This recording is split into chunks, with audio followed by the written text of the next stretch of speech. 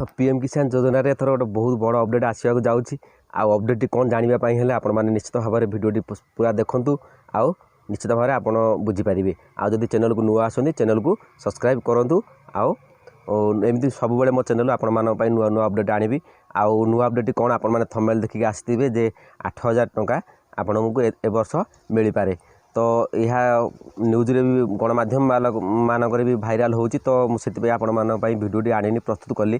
तो देखा जाऊ कौन हो अपडेट आपण मैंने जानतु निश्चित भाव में हुए तो आपण मनटा टी हल्का हो देखा कौन अपडेट आसी तेज चलतु डेरी करवानी मोबाइल स्क्रीन उपरू आप बर्तमान देखिपे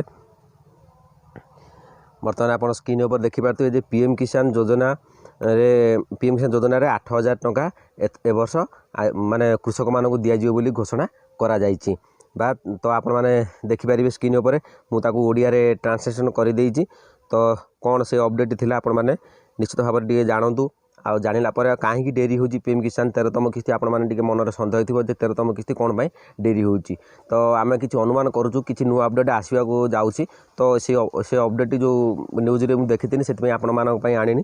तो पीएम किसान सम्मान योजना देशर आगामी 2023 बजेट रे कृषक मान पई एक खुशी खबर आसूची। फेब्रुआरी 1 2023 रे देशर अर्थमंत्री निर्मला सीतारमण 2023-24 आर्थिक वर्ष 2023-24 बजेट उपस्थापन करेंगे। टिकसदाता ठारू आरंभ करी कृषक पर्यंत यही बजेट रु आरंभ करी कृषक पर्यंत यही बजेट अत्यंत गुरुत्वपूर्ण बोली विवेचना करा जाए।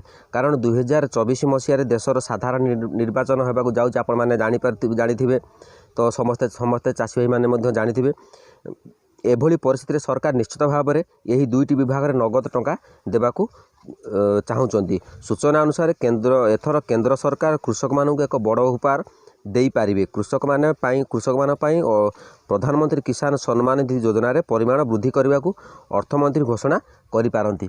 तो आपण मैंने निश्चित भाव में टिके कारण आगु को इलेक्शन आसूची तो से कृषक मान किसी खुशी खबर आसीपे जहाँ फल कि पीएम किसान 13तम किस्ती टिके डेरी हो मिलवा आउ सठिक तो आम कहीपर तथापि देखा जाऊ कौन हो आपण मानक अपेक्षा करिया पड़ो कारण किसी भी परिवर्तन हो पारे।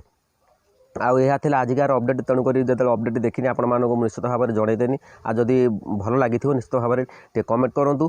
आउ 5टा बेले आपण मानक गोटे भिडियो आसो जे आपणकर पीएम किसान जो पीएफएमएस बैंक रिजेक्टेड देखुची तार कारण कौन केमी समाधान करेंगे। तो से भिडियोटी जो मैंने चैनल को सब्सक्राइब करना चैनल को सब्सक्राइब करूँ। मुझे सब आपण मानक ठीक इनफर्मेशन देवी आउ भूल इनफर्मेशन केबे भी देविनी। आउ जदि भिडियोटी भल लगे टिके लाइक करूँ। जय जगन्नाथ।